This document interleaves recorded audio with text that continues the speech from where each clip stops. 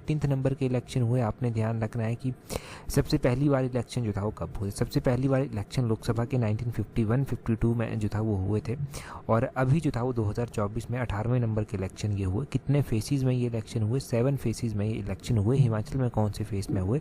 सबसे last phase में हिमाचल में ये इलेक्शन हुए, ये आपने ध्यान रखना है। अभी देखो आने वाली सीरीज़ में जो है वो HPGK के, चाहे वो इलेक्शन से रिलेटेड क्वेश्चन हो गए, चाहे वो इंडिया जीके के इलेक्शन से रिलेटेड क्वेश्चन हो गए, वो बनेंगे, तो उन सभी क्वेश्चंस को एक साथ नोट कर लेना। अगला क्वेश्चन देखिए क्या बोलते हैं, यहाँ पर बोलते हैं Luis Montenegro has been appointed as new prime minister of which country. तो बोलते हैं कि लुइस मोंटेनेग्रो जो है ये किस देश की अभी हाल फिलहाल में जो है प्रधानमंत्री नियुक्त की गई हैं। देखो ये जो है वो अभी हाल फिलहाल में जो है पोर्टुगल जो कंट्री है ना, वहाँ की जो है प्रधानमंत्री जो है वो बनाई गई है।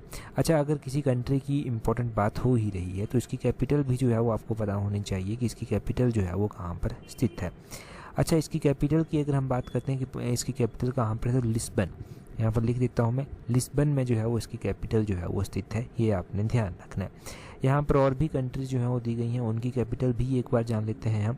स्वीडन यहाँ पर दिया गया है, स्वीडन की कैपिटल कहाँ पर है, तो स्वीडन की कैपिटल जो है वो स्टॉकहोम में स्थित है। और यहाँ पर फिनलैंड ऑप्शन में दिया गया है, फिनलैंड की कैपिटल जो है वो कहाँ पर स्थित है, तो हेलसिंकी जो है वो फिनलैंड की कैपिटल है। इसको मैं लिख देता हूँ यहाँ पर, ये इंपॉर्टेंट है। हेलसिंकी जो है वो इसकी कैपिटल है, हेलसिंकी, ये आपने ध्यान रखना है। और यहाँ पर अर्जेंटीना दिया गया है, अर्जेंटीना की कैपिटल कहाँ पर है ये आप कमेंट करके बता देंगे। अगला क्वेश्चन देखिए, अगले क्वेश्चन में जो है वो क्या पूछा गया है, नेक्स्ट क्वेश्चन में पूछा गया है विच of the following statement is not correct. तो इनमें से जो है वो कौन सी स्टेटमेंट जो है वो करेक्ट नहीं है। यहाँ पर 4 स्टेटमेंट्स जो है वो दी गई हैं। पहली स्टेटमेंट में बोला गया है Finland स्क्योर्ड the top slot for the 7th year in world happiness report. तो ये वर्ल्ड हैप्पीनेस रिपोर्ट 2024 में आई, फिनलैंड ने इसमें टॉप स्कोर जो है वो हासिल किया, और क्या 7th ईयर लगातार इसने ये किया है। दूसरे में बोलते हैं India's rank in world happiness report 2024 is 126 की, इंडिया का रैंक 126 था। और अगली में बोलते हैं कि Vladimir Putin became Russian president for 6th term. तो व्लादिमीर पुतिन जो है वो क्या 6ठी बार जो है वो लगातार रशिया के प्रेसिडेंट जो है वो बने हैं। आगे बोलते हैं अगली स्टेटमेंट में एक्सरसाइज लेमिएते जो है वो जॉइंट एक्सरसाइज है इंडिया और सेचेल्स के बीच में। पहली स्टेटमेंट से बात करते हैं। अगर हम बात करें वर्ल्ड हैप्पीनेस इंडेक्स की, तो वर्ल्ड हैप्पीनेस इंडेक्स 2024 में आया, हमें देखने को मिला, जब भी हमने पढ़ा था क्वेश्चन, हमने इंडिया का रैंक जाना था कि इंडिया का रैंक जो था वो क्या था, इंडिया का रैंक जो था वो यहाँ पर 126 था। तो दूसरी स्टेटमेंट सही है, फिनलैंड का जो है वो पहला ही रैंक था, और लगातार सातवें टर्म यानी कि लगातार 7 बार ऐसे हो गए कि फिनलैंड ही जो है वो टॉप कर रहा है। तो ये लगातार 7th टर्म है फिनलैंड की। और अगर हम बात करें एक्सरसाइज लेमिएते की, तो ये देखो इंडिया और सेचेल्स के बीच में होती है, बिल्कुल सही बात है। अगर हम बात करते हैं तीसरी स्टेटमेंट की, तो सी ऑप्शन जो है वो सही नहीं है। व्लादिमीर पुतिन देखो अभी प्रेसिडेंट तो बने हैं रशिया के, लगातार 6th टर्म उनकी ये नहीं है, ये इनकी 5th टर्म है। यहाँ पर देखिए व्लादिमीर पुतिन जो है वो रशियन प्रेसिडेंट हैं, इन्होंने जो है वो 5th बार जो है वो ये इलेक्शन जो है वो अपने नाम किए हैं, और अगले ये 6 सालों के लिए जो है वो प्रेसिडेंट जो है वो बने हैं रशिया के। अगला क्वेश्चन देखिए क्या बोलते हैं यहाँ पर विच of the following country is surrounded in east of Sikkim. तो बोलते हैं कि सिक्किम के ईस्ट में जो है वो कौन सी कंट्री जो है वो स्थित है।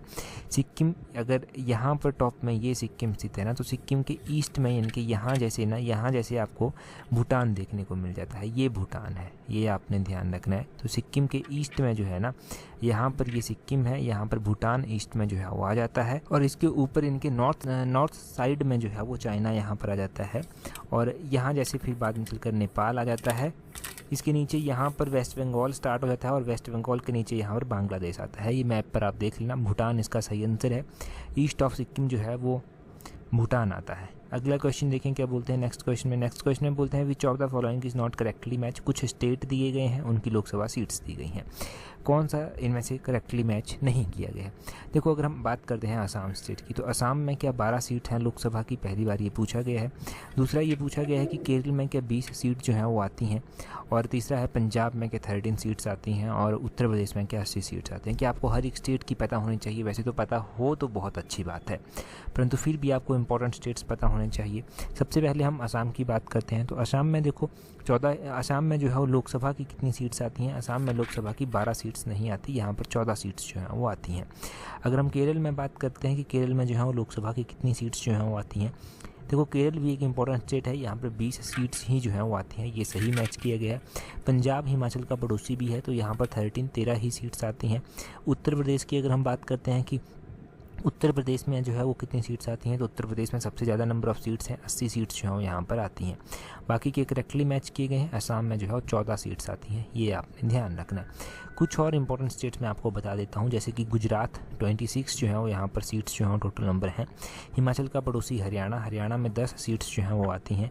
इसी तरह हिमाचल जो है वो बाउंड्री शेयर करता है उत्तराखंड के साथ। उत्तराखंड में जो है वो 5 सीटें जो हैं वो आती हैं। पंजाब आप ऑलरेडी जो है वो जान चुके हैं, पंजाब का ध्यान रखना है। लद्दाख की अगर हम बात करें तो वहाँ पर 1 सीट जो है वो है। राजस्थान को भी अगर हम यहाँ पर जोड़ लें तो राजस्थान में जो है 25 सीटें जो हैं वो आती हैं, 25। कुछ एक ऐसे स्टेट्स जो हाईलाइटेड हैं, जैसे कि कर्नाटक हो गया। कर्नाटक में जो है वो कितनी सीट्स जो हैं, 28 सीट्स कर्नाटक हैं। तेलंगाना में कितनी हैं, तेलंगाना में 17 सीट्स जो हैं वो आती हैं। तो ये वेस्ट बंगाल भी काफ़ी हाईलाइटेड था, वेस्ट बंगाल में 42 सीट्स जो हैं वो आती हैं लोकसभा की, तो ये आपने ध्यान रखना है। अगला क्वेश्चन देखते हैं हमारे पास क्या पूछा गया है। अगले क्वेश्चन में बोलते हैं which country has won the title of world women's handball championship 2023। तो बोलते हैं कि विश्व महिला हैंडबॉल चैंपियनशिप 2023 का खिताब किस देश ने जीता, तो ये फ्रांस के द्वारा जीता गया था। ऑप्शन ए जो है वो सही आंसर हो जाएगा, फ्रांस ने ये जीता। अच्छा, फ्रांस ने ये जीता, बिल्कुल सही बात है। और फ्रांस ने इसको किसको जो था वो यहाँ पर हराया, फ्रांस ने नॉर्वे को जो था वो यहाँ पर हराया था, ये बात ज़रूर ध्यान रखनी है। ये जो है वो दिसंबर 22 को जो है वो मनाया जाता है। ऑप्शन बी जो है वो सही आंसर हो जाएगा, ठीक है, ये आपने ध्यान रखना है। अगले क्वेश्चन में बोला गया है भूमि राशि portal is an initiative of which ministry. ये भूमि राशि पोर्टल किस मिनिस्ट्री का इनिशिएटिव है, तो ये जो है वो ministry of road transport and highway का जो है वो पोर्टल है। ऑप्शन डी जो है वो सही आंसर हो जाएगा, ministry of road transport and highway का ये पोर्टल है। अगले क्वेश्चन में देखिए क्या बोला गया है। अगले क्वेश्चन में बोला गया है recently India has started it's first winter scientific expedition in which area. तो बोलते हैं कि हाल ही में भारत ने किस क्षेत्र में अपना पहला शीतकालीन वैज्ञानिक अभियान शुरू किया है, तो इंडिया ने ये आर्कटिक एरिया में किया है। ऑप्शन डी सही आंसर है। आर्कटिक का नाम सुनते ही आपके मन में एक क्वेश्चन आना चाहिए, स्मॉलेस्ट ओशियन। स्मॉलेस्ट ओशियन जो है ना वो आर्कटिक ओशियन ही है, ये आपने ध्यान रखना है। उसी तरह लार्जेस्ट ओशियन की बात करते हैं तो वो पैसिफिक ओशियन जो है वो आ जाता है। अगले क्वेश्चन में देखिए बोलते हैं which state won the most medals in first Khelo India para games. तो फर्स्ट खेलो इंडिया पैरा गेम्स में मोस्ट मेडल्स जो था वो किसके द्वारा जीते गए, तो खेलो इंडिया पैरा गेम्स में जो है वो हरियाणा ने मोस्ट नंबर ऑफ मेडल्स जीते थे। ऑप्शन बी सही आंसर है। हरियाणा के द्वारा जो है वो टोटल 105 मेडल जीते गए। हरियाणा ने टोटल 105 मेडल यहाँ पर जीते। 105 में से 40 मेडल गोल्ड थे, 39 सिल्वर थे, 26 ब्रॉन्ज थे। 40, 39, 26 ये रेशो आपने ध्यान रखनी है। उसके बाद उत्तर प्रदेश की अगर हम बात करें तो उत्तर प्रदेश के द्वारा 62 मेडल जो था वो जीते गए थे। 62 में से 25 गोल्ड मेडल थे, 23 सिल्वर मेडल थे, 14 जो था वो ब्रॉन्ज मेडल थे। Engineers build the future. At Shulini University, our BTech CSC students are... तो ये टैली इस तरह से याद होनी चाहिए। अगले क्वेश्चन में बोलते हैं how many gallantry awards approved by president Droupadi Murmu on the eve of 75th republic day. तो 75th रिपब्लिक डे की संध्या पर जो है राष्ट्रपति द्रौपदी मुर्मू ने कितने वीरता पुरस्कार जो था वो मंजूरी दी इनको, तो 80 ऑप्शन सी जो है वो सही आंसर है। 80 वीरता पुरस्कारों को मंजूरी दी गई थी।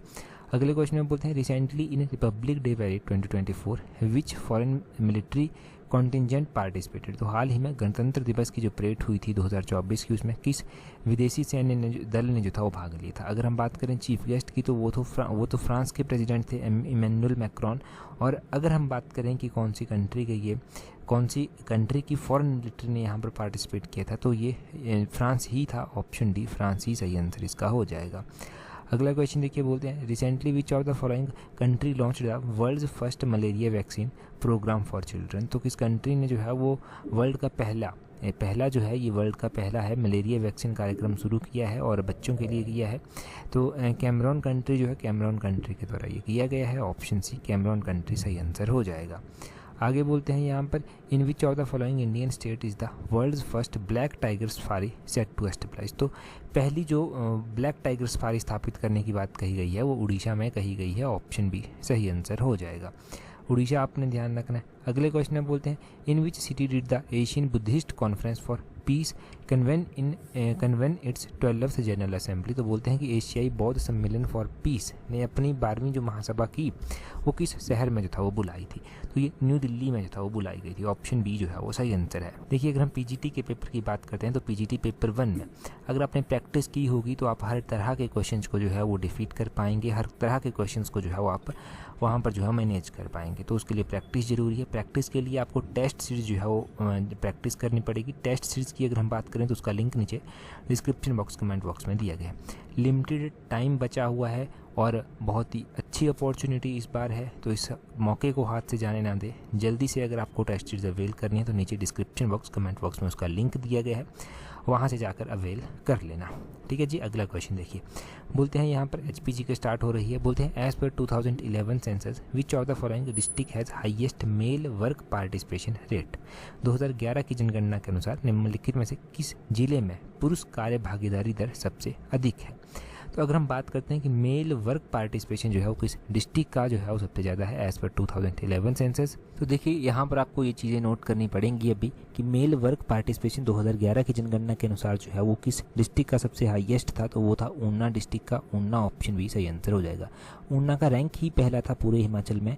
अगर हम रेट की बात करते हैं कि कितना पार्टिसिपेशन रेट था, तो वो था 65.76%। ये आपने ध्यान रखना है। अगर हम ओवरऑल हिमाचल की बात करते हैं, जो एवरेज हिमाचल का है ओवरऑल, तो वो था 57.41%। ये आपने नोट करना है यहाँ पर ही। अगर हम दूसरे रैंक की भी बात करें तो दूसरा रैंक यहाँ पर सोलन डिस्ट्रिक्ट का था। किसका था? सोलन का जो था वो दूसरा रैंक था। यहाँ पर सोलन का रैंक था 63.60 ये सोलन का रैंक था। तीसरा रैंक था सिरमौर का जो था वो 60.48 जो था वो रेट था, 60.48 रेट था, तीसरा रैंक था। लास्ट रैंक कौन से डिस्ट्रिक्ट का था? तो लास्ट रैंक यहाँ पर हमीरपुर डिस्ट्रिक्ट का था। हमीरपुर डिस्ट्रिक्ट का लास्ट रैंक था। रेट क्या था हमीरपुर का? रेट था यहाँ पर 49.07%, 49.07%। ये हमीरपुर का रेट था। 12वां नंबर तो हमीरपुर का आ गया। 11वां नंबर किसका था? 11वां नंबर था मंडी का। मंडी का था 51.94%, 51.94%। ये आपने ध्यान रखना है। ठीक है जी। तो अभी ये हमने जान लिया सारा का सारा कि किस तरह से जो है वो ये रेट है, ये इतना इंपॉर्टेंट हो गया। अगला क्वेश्चन देखिए क्या बोलते हैं, which of the following temple is built in Sutlej valley style. तो सतलुज वैली स्टाइल में से कौन सा मंदिर जो है वो बना हुआ है? हिमाचल में हम टेम्पल्स की बात करते हैं तो अलग अलग टेम्पल्स हैं, अलग अलग आर्किटेक्ट स्टाइल में बने हुए हैं। देखो ये सतलुज वैली स्टाइल एक ऐसा स्टाइल है जिसमें पेंट रूफ और पैगोडा ये दोनों ही स्टाइल मिल जाते हैं, फिर ये स्टाइल जो है वो बनता है। और ये जो है वो कौन सा मंदिर है इनमें से? ये धनेश्वरी देवी का मंदिर है। ऑप्शन ए सही आंसर हो जाएगा। आउटर सिराज में जो है ये पड़ता है धनेश्वरी देवी का मंदिर, और ये जो है वो बना हुआ है इस स्टाइल में। आपने इसी तरह ध्यान रखना है कि यहाँ पर लक्षणा देवी टेम्पल भी जो है वो दिया गया है। लक्षणा देवी टेम्पल जो है वो इम्पॉर्टेंट टेम्पल है, और ये टेम्पल जो है वो कौन से आर्किटेक्ट स्टाइल में बना हुआ है? डिस्ट्रिक्ट चंबा के भरमौर में ये टेम्पल जो है वो स्थित है, और ये पेंट रूफ आर्किटेक्ट स्टाइल में जो है वो बना हुआ है। इतना ध्यान रख लेना इसके बारे में। यहाँ पर दिया गया है धनेश्वरी देवी जो है वो नित्थर आउटर सिराज में जो है वो पड़ता है। रामगोपाल टेम्पल ये जो है डमटाल डिस्ट्रिक्ट कांगड़ा में पड़ता है। फ्लैट रूफ्ड स्टाइल का ये मंदिर है, और ये ही ध्यान रखना है। अगले क्वेश्चन में बोलते हैं which of the following statement is correct. यहाँ पर कौन सी स्टेटमेंट जो है वो करेक्ट दी गई है? Dholru folk song is a love ballad, और Dholru folk song is a Vedic song, Dholru folk song is a seasonal song, और Dholru is a morning song इनके शोक पर गाया जाने वाला गीत है। देखो अगर हम इस क्वेश्चंस के सभी ऑप्शंस को देखते हैं तो ये जो है वो एक सीजनल सॉन्ग जो है वो आता है, सीजनल सॉन्ग है। ऑप्शन सी जो है वो सही आंसर हो जाएगा। ठीक है जी। ये आपने ध्यान रखना है। Seasonal Dholru folk song is a seasonal song, ये नोट करें। आगे बोलते हैं Hari Singh Rajiya folk song belong to which of the following district of Himachal Pradesh. Hari Singh Rajiya ये कौन से डिस्ट्रिक्ट से जो है वो संबंध रखता है लोकगीत? तो लोकगीतों की बात करें तो हरि सिंह राजिया ये कांगड़ा डिस्ट्रिक्ट से संबंध रखता है। ऑप्शन ए सही आंसर है। कांगड़ा के और भी इंपॉर्टेंट फोक सॉन्ग है, जैसे कि नूरपुर दिए खतरेड़िए हो गया, सूर्य टंगोई गई मेरी जान हो गया, ये सारे जो हैं वो कांगड़ा के हैं। कांगड़ा के अलावा अगर हम बात करते हैं तो चंबा के भी कुछ हैं। चंबा के फुलमू रांझा, कुंजू चंचलो, राजा गद्दन जो है वो इस तरह के आ जाते हैं। अगर हम मोहना की बात करते हैं तो बिलासपुर की ये लोक गाथा जो है वो गाई जाती है। मोहना का सेक्रीफाइस इसमें दिखाया जाता है, तो वो आपने नोट करनी है। ठीक है। तो इस तरह के हमारे पास बहुत सारे फोक डांस हैं, फोक सॉन्ग हैं। तो फोक सॉन्ग हमने रिवाइज़ कर लिए, और फोक डांस हम करते रहते हैं टाइम टू टाइम रिवाइज। अगले क्वेश्चन में क्या बोलते हैं who was the founder of Sirmaur रियासती प्रजामंडल। यहाँ पर बात किसकी की गई है, सिरमौर रियासती प्रजामंडल की बात जो है वो की गई है। तो सिरमौर रियासती प्रजामंडल की स्थापना किसके द्वारा की गई थी, इसमें देखो डॉक्टर देवेंद्र सिंह भी देखने को मिले, आत्माराम भी देखने को मिले, नागेंद्र राम नाथ भी देखने को मिले। तो option D all of these जो है वो सही आंसर हो जाएगा। इन सब के द्वारा मिलकर सिरमौर रियासती की स्थापना जो था वो की गई थी, सिरमौर रियासती प्रजामंडल की स्थापना। अच्छा, सिरमौर में जो है वो सिरमौर रियासत की स्थापना किसके द्वारा की गई थी, कमेंट करके बताएंगे। सिरमौर के लास्ट रूलर कौन थे वो भी कमेंट करके बताएंगे। जब 15 अप्रैल 1948 को हिमाचल प्रदेश का गठन हुआ था ना, 15 अप्रैल 1948 को, तो ये जो सिरमौर था ना, ये वन ऑफ द स्टेट था, जो 4 स्टेट्स थे उनमें से ये भी एक स्टेट था जो इनिशियली ही हिमाचल में बन गया था। सिरमौर होता था, महासू होता था, जो मंडी होता था, मंडी के अलावा चंबा होता था, तो सिरमौर भी एक इंपॉर्टेंट स्टेट है। अगले क्वेश्चन में देखिए बोलते हैं which of the following district has humid सब ट्रॉपिकल क्लाइमेट जोन। तो ये ह्यूमिड सब ट्रॉपिकल क्लाइमेट जोन जो है वो निम्नलिखित में से कौन से डिस्ट्रिक्ट में जो है वो होता है। हिमाचल के डिस्ट्रिक्ट्स का अलग अलग क्लाइमेटिक जोन जो है वो अलग अलग जगह आ जाता है, परंतु अगर हम बात करें ह्यूमिड सब ट्रॉपिकल जोन की, तो ये जो है वो हमीरपुर का जो है वो देखने को मिलता है। ऑप्शन ए जो है वो सही आंसर इसका हो जाएगा, ऑप्शन ए। तो देखिए यहाँ पर और भी ऑप्शंस दिए गए हैं, जैसे कि पांगी ऑप्शन में दिया गया है। पांगी की अगर बात की जाए तो पांगी जो है वो ड्राई टेम्परेट जोन में पड़ता है, ये आपने ध्यान रखना है। शिमला कुल्लू की अगर हम बात करें तो इसके मतलब मैक्सिमम पार्ट जो है वो कहाँ पर आते हैं, ह्यूमिड सब टेम्परेट जोन में जो है वो इसके पार्ट जो है वो आते हैं। तो इस तरह से आपने डिवीज़न जो है ये याद रखनी है। और हाँ, स्पेसिफिक रूप से ह्यूमिड सब ट्रॉपिकल जोन की ही बात की जाए तो ह्यूमिड सब ट्रॉपिकल जोन में मंडी, नाहन, नालागढ़ ये सारे जो हैं वो आ जाते हैं। अगला क्वेश्चन देखिए क्या बोलते हैं where was the ancient seat of Bushahr state before it was shifted to Sarahan and Rampur. तो बोलते हैं कि सिरमौर की एंशिएंट सीट क्या हुआ करती थी, कहाँ से सिरमौर रूल करता था जब ये बुशहर और जब ये सराहन और रामपुर को शिफ्ट किया गया था उससे पहले। तो बाद में चलकर आया ये इसकी कैपिटल सराहन को आई, रामपुर को आई, परंतु उससे पहले ये कामरू से जो था वो काम करता था, कामरू में इसकी कैपिटल हुआ करती थी। ऑप्शन बी सही आंसर हो जाएगा। बुशहर रियासत एक इम्पॉर्टेंट और आसान भी है याद रखने के लिए। इसकी स्थापना जो था वो किसके द्वारा की गई थी, तो श्री कृष्ण के पुत्र प्रद्युम्न के द्वारा इसकी स्थापना जो था वो की गई थी। कैपिटल इसकी कामरू में होती थी, बाद में चलकर कामरू से कैपिटल इसकी सराहन को जो था वो शिफ्ट कर दी गई, तो ये कैपिटल चतर सिंह के द्वारा जो था वो शिफ्ट की गई थी। फिर बाद में चलकर देखने को मिलता है कि सराहन से भी कैपिटल को शिफ्ट कर दिया गया और रामपुर में कैपिटल को बनाया गया, तो ये राजा राम सिंह के द्वारा बनाया गया था।